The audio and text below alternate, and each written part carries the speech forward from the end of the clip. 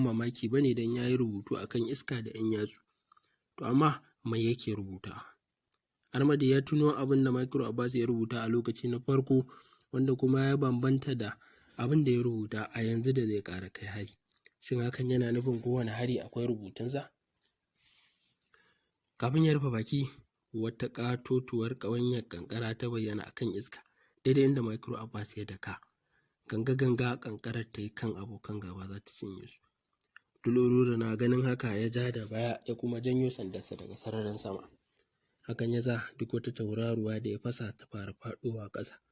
Sama ta yi duhu, a hankali duhun ya fara komawa ja. Kada a manta taurari manyan duwatsu ne masu ci da wuta, irin wutan nan da ba ta mutuwa. Lallai idan wannan taurari suka faɗo kan mutanen Micro Abbas to fa yaƙi ya riga ya ƙare. Domin ko aƙalla akwai taurari sama da 100, wato daidai adadin da suka mutu